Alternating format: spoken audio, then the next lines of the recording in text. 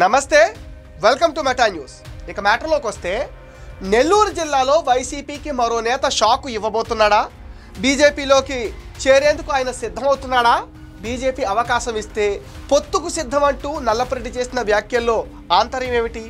YCP నేత నల్లపురెడ్డి ప్రసన్నకుమార్ రెడ్డి బీజేపీతో పొత్తుపైన సంచలన వ్యాఖ్యలు చేశాడు.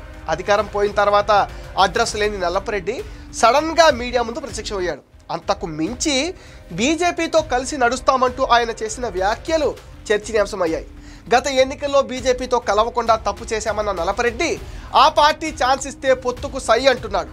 ఈ విషయాన్ని అధ్యక్షుడు జగన్మోహన్ రెడ్డితో కూడా మాట్లాడతానని చెప్పుకొచ్చాడు. 5 ఏళ్ల పాటు బీజేపీకి అన్ని విధాలుగా మద్దతు ఇచ్చామని చెప్పుకొచ్చారు. ప్రస్తుతం రాష్ట్రంలో ఎన్డీఏ డబుల్ ఇంజిన్ సర్కారు ఉంది. టీడీపీ, జనసేన, బీజేపీ కూటమి ప్రజాపాలన సాగుతుంది.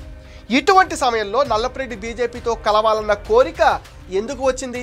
నెల్లూరు జిల్లాలో బీజేపీకి ఎలాంటి బలం లేదు. కొవ్వూరు నియోజకవర్గంలోనూ కూడా లేదు. నల్లపురెడ్డి ప్రసన్నకుమార్ రెడ్డి ఇటీవల కాలంలో మీడియాతో మాట్లాడలేదు. హఠాత్తుగా ప్రెస్ మీట్ పెట్టి బీజేపీతో కలిసి వెళ్తామని చెప్పటం చర్చనీయాంశం అయిపోయింది. అధినాయకత్వమే ఆయనతో అలా మాట్లాడించిందా, లేక నల్లపురెడ్డి బీజేపీలోకి వెళ్ళడానికి ప్లాన్ చేసుకుంటున్నాడా అనేదే ఇప్పుడు హాట్ టాపిక్గా మారిపోయింది. వైసీపీ బీజేపీతో కలవడం అనేది కూడా దాదాపు జరగని పని. రాష్ట్రంలో BJP, Janasena, TDP combination super hit అయింది.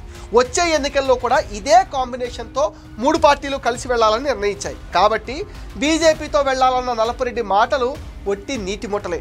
కేసుల భయంతో వైసీపీ బీజేపీ పాట పాడుతున్న టాక్ అయితే ఇప్పుడు గట్టిగా వినిపిస్తుంది. నెల్లూరు జిల్లాలోని కొవ్వూరు రాజకీయాలను చాలా కాలంగా నల్లపురెడ్డి కుటుంబమే శాసిస్తుంది. కొవ్వూరు నుండి ఎమ్మెల్యేగా ఎన్నికైన నల్లపురెడ్డి శ్రీనివాసులరెడ్డి, ఆయన తనయుడు నల్లపురెడ్డి ప్రసన్నకుమార్ రెడ్డి ఇద్దరు ఎన్టీఆర్ క్యాబినెట్లో మంత్రులుగా పనిచేశారు. మొత్తంగా శ్రీనివాసులరెడ్డి 5 సార్లు, ప్రసన్నకుమార్ రెడ్డి మరో 5 సార్లు ఎమ్మెల్యేలుగా పనిచేశారు. 2019 ఎన్నికల్లో టీడీపీ నుంచి గెలిచిన తర్వాత వైసీపీకి జంప్ చేశాడు. వైఎస్ మరణానంతరం వచ్చిన ఉప ఎన్నికల్లో వైసీపీ నుంచి పోటీ చేసి గెలుపొందారు. 2014లో ఓటమి పాలైన నల్లపురెడ్డి 2019 ఎన్నికల్లో విజయం సాధించాడు. పార్టీ కూడా అధికారంలోకి రావడంతో సీనియర్ నేతగా తనకు మంత్రి పదవి వస్తుందని ఆశించాడు. కానీ జగన్ ఆయనకు షాక్ ఇచ్చాడు. దీంతో తీవ్ర అసంతృప్తికి లోనైన నల్లపురెడ్డి ఒకానొక దశలో ఆయన పార్టీ మారతారనే ప్రచారం కూడా చాలా గట్టిగా జరిగింది. ఇక 2024 అసెంబ్లీ ఎన్నికల సందర్భంగా నల్లపురెడ్డి ప్రసన్నకుమార్ రెడ్డికి టికెట్ ఇవ్వద్దని సొంత సోదరుడే తిరుగుబాటు చేశాడు. ప్రజా సమస్యలు పట్టించుకోవటం లేదని అనుచరులకు అంతా పంచిపెడుతున్నాడంటూ మండిపడ్డారు. అయినప్పటికీ జగన్ ప్రసన్నకుమార్ రెడ్డికే టికెట్ ఇచ్చాడు. సరిగ్గా ఇదే టైంలో వేమిరెడ్డి దంపతులు టీడీపీలో చేరడం, ప్రశాంత్ రెడ్డి కొవ్వూరు నుంచి బరిలో దిగడంతో నల్లపురెడ్డికి ముచ్చోట్లు పట్టాయి. బంధుత్వం ఉన్నా సరే మహిళని కూడా చూడకుండా ప్రశాంత్ రెడ్డి పైన ప్రసన్నకుమార్ రెడ్డి అవమానించేలా మాట్లాడారు. దీంతో వేమిరెడ్డి దంపతులు తీవ్ర మనస్తాపానికి కూడా గురయ్యారు. సీన్ కట్ చేస్తే ఆ ఎన్నికల్లో ప్రసన్నకుమార్ రెడ్డి ప్రశాంత్ చేతిలో ఘోరంగా ఓడిపోయారు.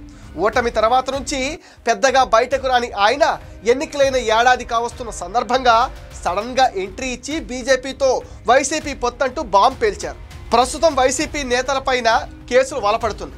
గత ప్రభుత్వంలో అవినీతి, అక్రమాలు, అరాచకాలకు పాల్పడిన వైసీపీ నేతలు, వాళ్లకు సహకరించిన అధికారులపైన వరుసగా కేసులు అయితే నమోదవుతున్నాయి. ఇప్పటికే కొందరు జైలు పాలు కాగా మరికొందరు బెయిల్ పైన బయటకు వచ్చారు. ఇక ఇటు కర్ణాటక మైనింగ్ గాలి జనార్దన్ రెడ్డి జైలుకి వెళ్ళాడు.